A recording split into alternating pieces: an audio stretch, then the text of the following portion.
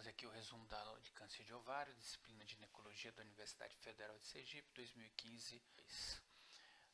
Começando por epidemiologia, o câncer de ovário é uma doença pouco incidente no mundo inteiro. São, em termos no mundo inteiro, 230 mil casos, e no Brasil 6 mil casos, segundo o INCA de estimativa de 2016, porém é uma neoplasia com alto índice de mortalidade. Então a gente calcula aí pelos números praticamente 50% aí, de mortalidade. No Brasil, casos de 2013, 3.280 para pouco mais de 6 mortes, para pouco mais de 6 mil novos casos ano. A incidência no Brasil média é de 6,41 casos para cada 100 mil mulheres ano, uma incidência extremamente baixa. Se a gente colocar isso em porcentagem, dá esse número extremamente baixo, ok? Deixa eu colocar um apontador laser. É o terceiro câncer ginecológico mais comum, perdendo para colo e endométrio. Lembrem-se que câncer de mama não é um câncer ginecológico. Câncer ginecológico são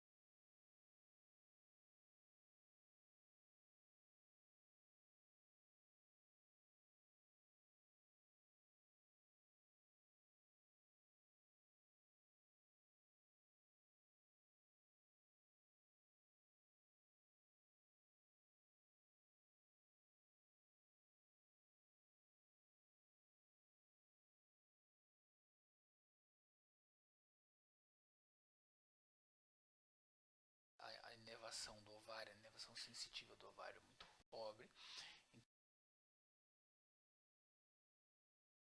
De vitória inicial. Então, por conta da localização do ovário e por conta da característica da superficial com uma contaminação para as estruturas adjacentes muito mais fácil do que em outras neoplasias.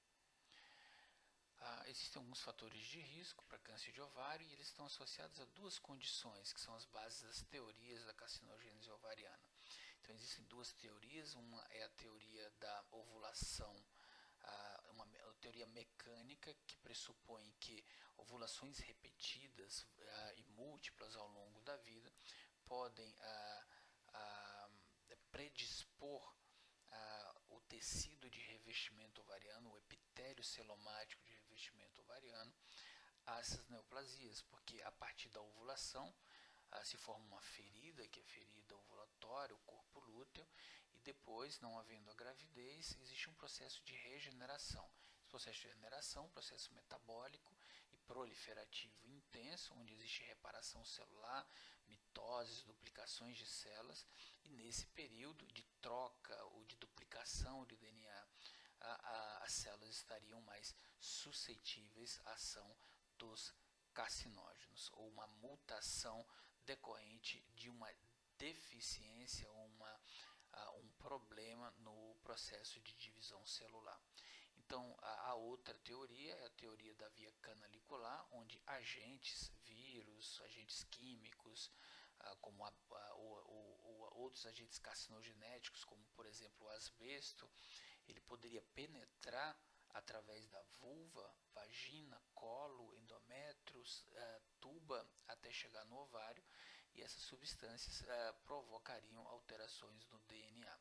Então, toda e qualquer condição que facilite uma dessas duas situações, ou seja, ovulações mais frequentes ou uma comunicação canalicular do ovário com as outras estruturas favorecem o câncer. Então vamos lá. A idade sempre é um fator de risco, porque o envelhecimento celular é uma das condições mais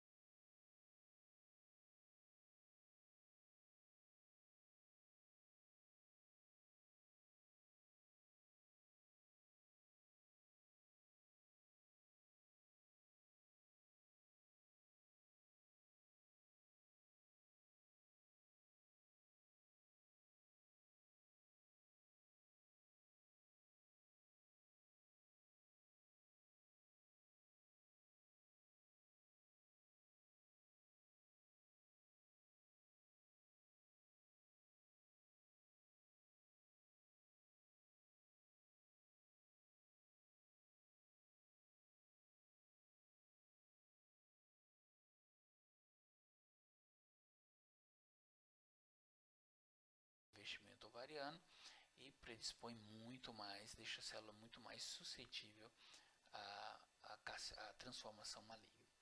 A terapia de reposição hormonal, ela aumenta, não se sabe exatamente qual o mecanismo que leva a terapia de reposição hormonal ao aumento no câncer de ovário, mas o contraceptivo oral, sabe-se que ele age pela inibição da ovulação. Se os ciclos anovulatórios, estão relacionados a um risco maior de câncer, e como o anticoncepcional inibe a ovulação, então haveria, consequentemente, uma diminuição do risco, e há, epidemiologicamente falando, do câncer de ovário em usuárias de longa data de contraceptivos orais. A gravidez, pelo mesmo motivo, leva a um menor número de ovulações ao longo da vida, quanto mais gravidezes, menos ovulações. E a ligadura tubária, para explicar, sabe-se que existe uma menor incidência de câncer de ovário em pacientes que realizaram ligadura tubária. Acredita-se, isso é uma hipótese, de que isso se deva à interrupção daquela via canalicular ou da potencial ascensão de agentes carcinogenéticos do meio externo, vulva e vagina, até os ovários, ok?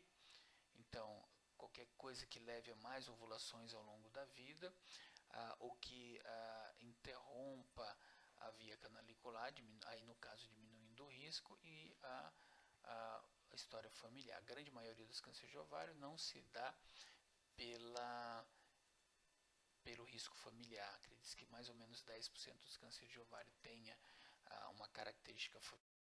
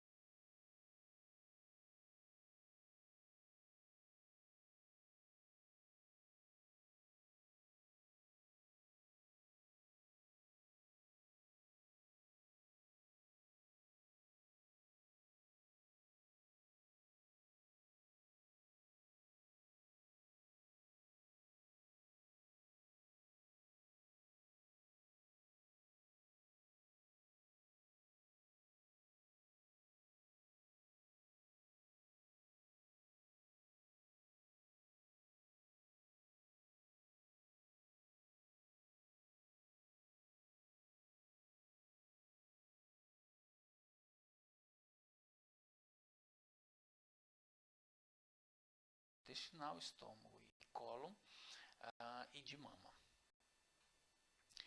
Então, os tipos histológicos se dividem em tumores derivados do epitélio de revestimento, são os cistoadenocarcinomas ovarianos, que correspondem a 90% dos cânceres de ovário. Podem se originar das células germinativas, dos oócitos, das células do cordão sexual do estroma funcional e não funcionante, células da teca, células da granulosa, células de Sertoli Leydig, fibroblastos, vasos sanguíneos, ou ele pode ser metastático. O que a gente vai falar em termos de conduta para tratamento, a gente vai se basear aqui em termos didáticos, que são os carcinomas mais comuns. Então, os tipos histológicos fazem parte do epitélio de revestimento ovariano, são cistoadenocarcinomas, então são tumores mistos, cistos e sólidos, com predominância do componente cístico e correspondem a 90% de todos os cânceres ovarianos. Os tipos principais são o cistoadenocarcinoma seroso, cistoadenocarcinoma mucinoso e o cistoadenocarcinoma endometrioide. Esse epitélio lembra muito o epitélio da tuba, esse do cólon e apêndice, esse do endométrio, o tumor de células claras lembra muitas células renais, o tumor de Brenner, as células de transição da bexiga. E, por fim, um nódulo benigno, que é o cistoadenofibroma. O tumor de Brenner normalmente é um nódulo benigno também. Esses 4 primeiros, e principalmente esses 3, são os carcinomas, os cistoadenocarcinomas mais comuns do ovário. Nessa sequência de frequência, mais frequente o seroso, depois o mucinoso. E teratoma, voltando aqui, é o tumor mais benigno, o tumor mais comum, o tumor ovariano mais comum encontrado nas pacientes gestantes, no menacme em geral, um tumor benigno e que possui tecido ósseo, cartilagem, pelos, enfim, todos. Os tumores dos cordões sexuais, estroma, corresponde a 2 a 3% das neoplasias malignas do ovário, acontece em todas as idades, tem uma distribuição bimodal, na adolescência tem um discreto pico de incidência e na pós-menopausa tem um outro pico de incidência. O mais comum deles é o fibroma, que é benigno, e tem os tumores das células da granulose e da teca, que pode ter comportamento maligno, e tumores das células de Sertoli Leydig, que nem em geral tem comportamento benigno, mas também podem ter o comportamento maligno. Os tumores das células da granulosa podem produzir estrogênio, então podem ser responsáveis por uma menopausa, uma menarca precoce nas pacientes jovens, ou de um sangramento pós-menopausa nas pacientes idosas. Os tumores das células da teca produzem principalmente androgênios, e são tumores virilizantes. O mesmo acontecendo com os tumores das células de Sertoli Leydig. As metástases para ovários constituem 5% de todas as neoplasias ovarianas. A idade é variável, mais comum nas mulheres mais velhas, né? Principalmente a partir da 6ª década, porque é mais comum câncer nessa faixa etária. O tumor de Krukenberg é classicamente descrito como um tumor metastático para ovário de origem gastrointestinal, estômago ou cólon. Com relação à prevenção do câncer de ovário, na paciente de risco habitual, que a gente chama de baixo risco, não existem esquemas ou medidas preventivas eficazes para o câncer de ovário. Já se tentou o uso sistemático de ultrassom transvaginal para os pacientes acima de 50 anos de idade, mas isso não surtiu nenhum efeito na redução da mortalidade. Se tentou associar exame clínico com ultrassons anuais, seriados, a partir de uma certa faixa etária, mais alguns marcadores tumorais, e que também não foi eficaz. Porém, na paciente de alto risco familiar, alto risco genético, a associação de ultrassom transvaginal com periódico a cada 1 ou 2 anos com marcadores tumorais, que a gente vai ver mais na frente, alguns estudos mostram uma redução da mortalidade por câncer de ovário, mas o impacto disso ainda não está muito bem estabelecido, o tamanho desse benefício ainda não está muito bem estabelecido. Então, os tumores ovarianos também podem ser classificados em benignos, borderline e malignos. Então, os tumores borderline têm, como o próprio nome já diz, um comportamento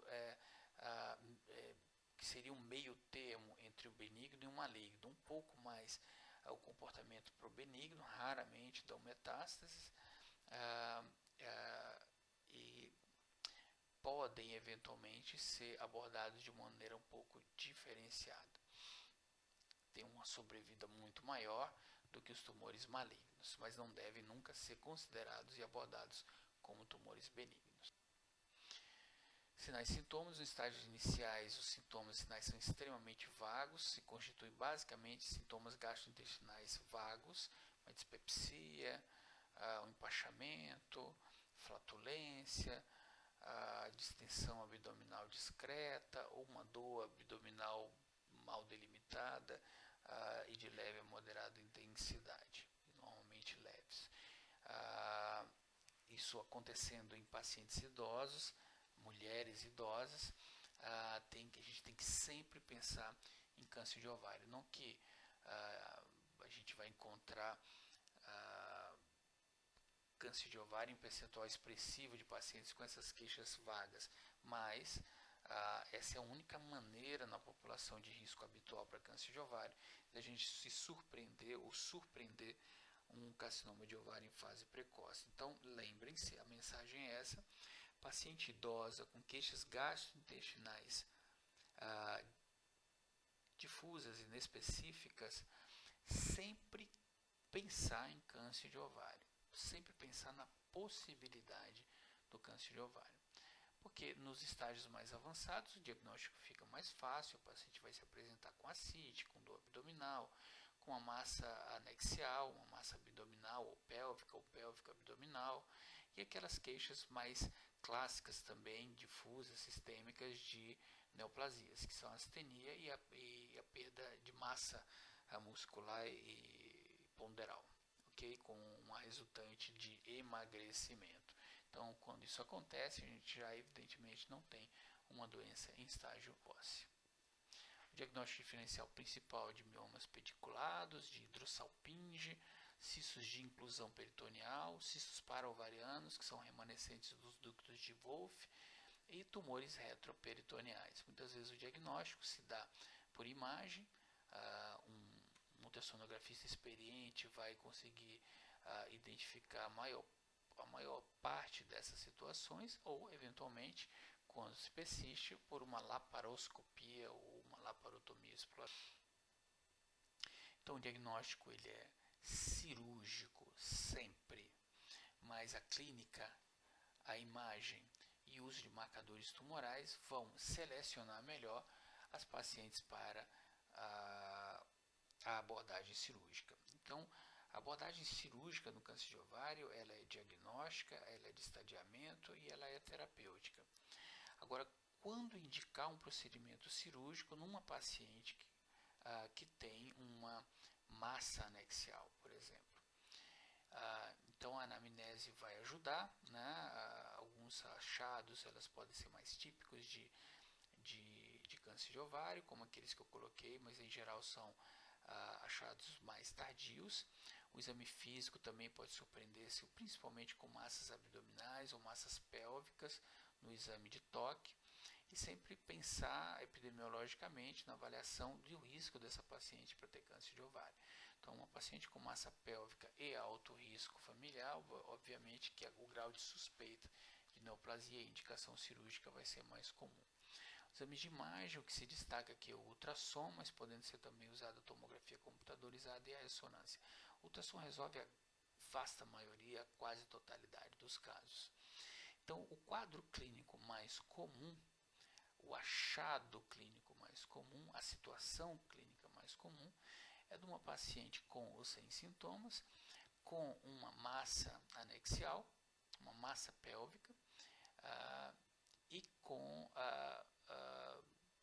a decisão do que fazer com essa massa pélvica. Opera, isso é suspeito de câncer de ovário ou não, a gente precisa saber através de critérios do ultrassom e a associação desses exames de imagem com marcadores tumorais.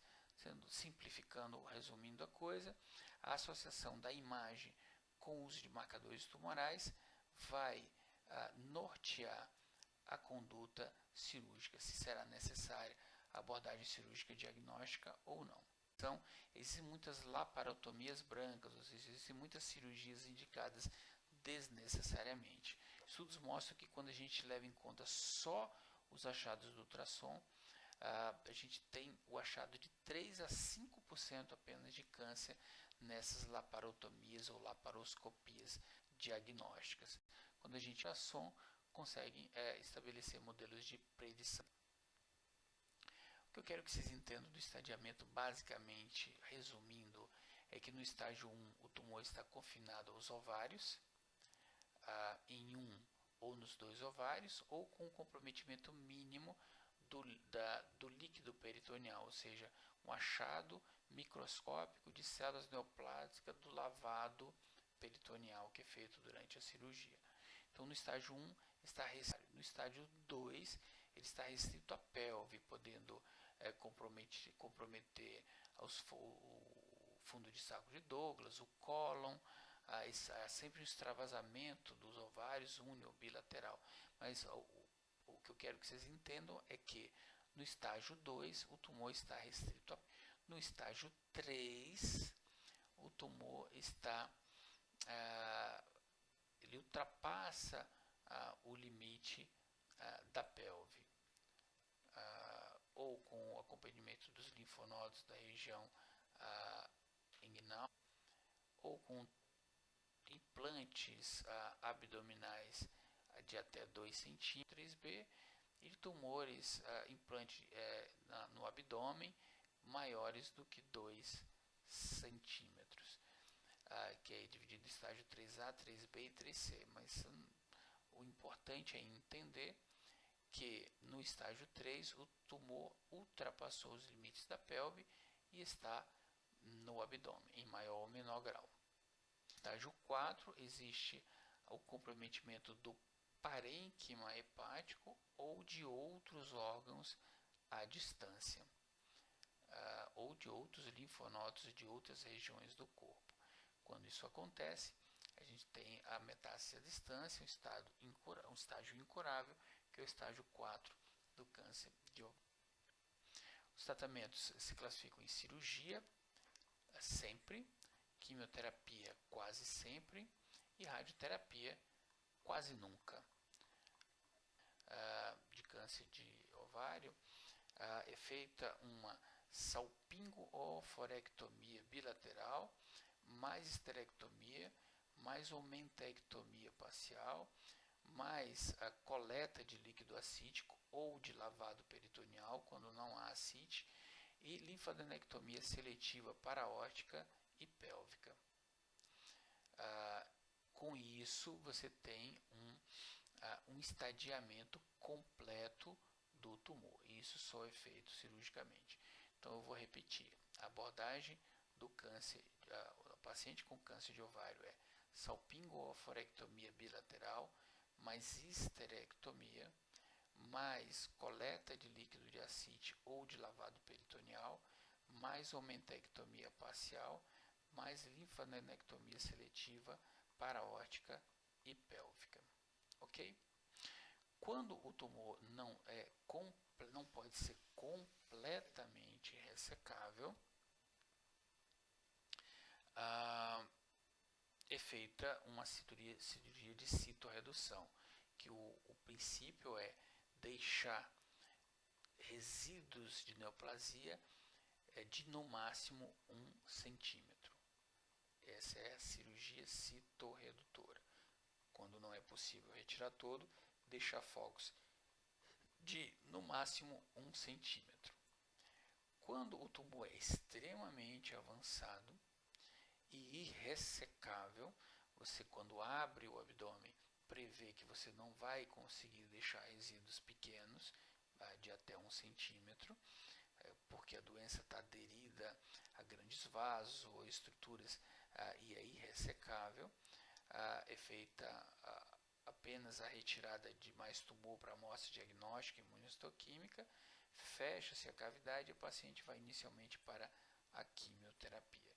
Então, a quimio ela pode ser adjuvante, aquela que vem depois da cirurgia e que é feita sempre que o tumor for ressecável, ou uma quimioterapia neoadjuvante, que é indicada quando o tumor não é ressecável, para tentar diminuir esse tumor ou eliminá-lo completamente, e aí sim, posteriormente à quimioterapia, se proceder ao tratamento cirúrgico. Se baseia sempre no uso de múltiplas drogas, é o princípio da quimioterapia do câncer de ovário, uma combinação de drogas para aumentar o potencial terapêutico e diminuir o potencial de efeitos colaterais de cada uma isoladamente. Em geral, são administrados medicamentos intravenosos, eventualmente podem ser também administrados medicamentos orais, e mais raramente, em alguns serviços, a quimioterapia intraperitoneal é uma modalidade também de quimioterapia que pode ser utilizado em algumas situações clínicas específicas ou em alguns protocolos de pesquisa. As terapias-alvo moleculares, utilizando anticorpos monoclonais, também tem sido utilizado no câncer de ovário.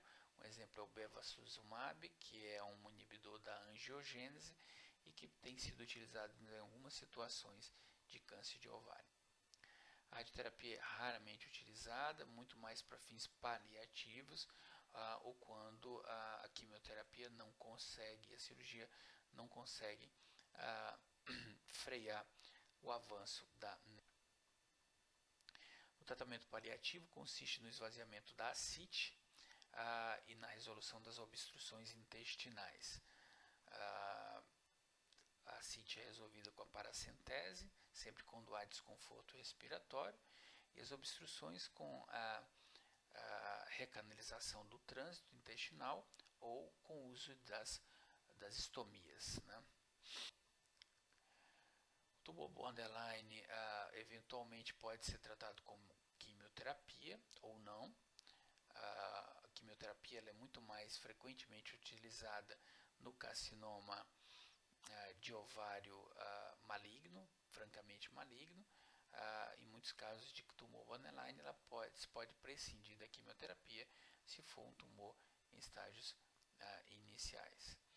A cirurgia conservadora pode ser utilizada excepcionalmente em mulheres em estádio 1A ou 1B com desejo de gravidez. São, repito, situações de exceção. O tratamento do câncer de ovário clássico é a salpingoforectomia bilateral com esterectomia e mais aquelas outras abordagens que eu já coloquei para vocês nos slides. O segmento pós-tratamento nas pacientes assintomáticas é feito com exames de rotina, exames da bioquímica sanguínea, ultrassom, a depender do estágio, se for um tumor avançado, sempre com tomografias computadorizadas de segmento, e naqueles tumores maiores, onde for feita apenas uma cirurgia citorredutora, pode ser feita uma outra cirurgia de revisão, que é a cirurgia de second look, para certificar de que nenhum foco permaneceu na paciente, principalmente focos maiores do que 1 centímetro. Na doença recorrente ou persistente, pode ser feita uma citorredução secundária, ou seja, tentar fazer uma nova citorredução, se houver condições cirúrgicas e clínicas para isso, ou pode-se entrar com uma quimioterapia de segunda linha. Existem protocolos de tratamentos clínicos de segunda linha para paciente. Pode ser feita uma radioterapia abdominal total, uma condição de exceção, porque existe muita morbidade, muitas complicações associadas com uma radioterapia abdominal total, uma radioterapia localizada em alguma área de obstrução, talvez, mas como eu falei, a radioterapia é muito pouco utilizada no tratamento do câncer de ovário. E a terapia hormonal. A radioterapia também pode ser utilizada no tratamento de focos de metástases ósseas para alívio da dor e para frear a progressão da doença no osso. O prognóstico depende da idade, quanto mais idade, mais comorbidades, do estadiamento, do status funcional da paciente, do estado de saúde geral da paciente, mas fundamentalmente aqui para dar exemplo, no adenocarcinoma invasivo, no cistoadenocarcinoma invasivo, pacientes em estágio 1 têm 89% de sobrevida em 5 anos, Paciente estadio 4, 18%, ou seja, menos do que 1/5 dos pacientes estará vivo após 5 anos de tratamento no estágio 4. Por outro lado, no adenocarcinoma borderline, 99%, virtualmente 100% das pacientes estarão vivas após 5 anos de tratamento. E mesmo no estágio 4, é um contrassenso, né? Estágio 4 são estádios extremamente avançados, 77% das pacientes ainda continuam vivas. Considerações finais, então, um resumo do que foi dito: câncer de ovário é uma doença rara, porém com alto índice de mortalidade devido principalmente ao seu diagnóstico tardio. Não existem atualmente estratégias de rastreamento eficazes em populações com risco habitual. Não adianta associar sistematicamente ultrassom com marcadores tumorais para essa população de baixo risco, porque não tem impacto na mortalidade e isso gera muitas vezes um custo proibitivo para o sistema, com nenhum ganho. O tipo histológico mais comum é o cistoadenocarcinoma, que se origina das células epiteliais de revestimento ovariano. Os tumores ovarianos são classificados como benignos, borderline ou malignos. E os sintomas e sinais gastrointestinais inespecíficos são as manifestações principais da doença precoce.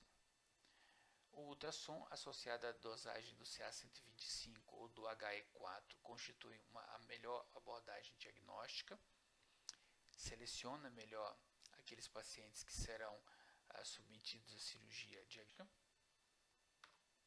Nas pacientes com massa pélvica a esclarecer, a adoção de modelos de predição de malignidade como o RMI, o OV1 e o ROMA são úteis na indicação da abordagem cirúrgica diagnóstica. As principais modalidades de tratamento são cirurgia e quimioterapia, cirurgia sempre, quimioterapia quase sempre. A cirurgia é utilizada então como uma abordagem terapêutica, diagnóstica e de estadiamento. O objetivo da cirurgia é ressecar todo o tumor ou, no máximo, deixar resíduo menor do que 1 centímetro. Princípio da citorredução. Quando isso não é possível, procede-se a quimioterapia antes, que é a quimioterapia neoadjuvante. E essa quimioterapia neoadjuvante é indicada nos casos localmente avançados.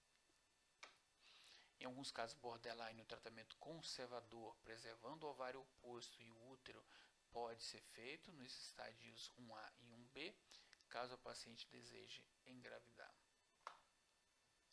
Estádios 1. O prognóstico depende, então, da idade, do estadiamento e da presença de comorbidades. Ok.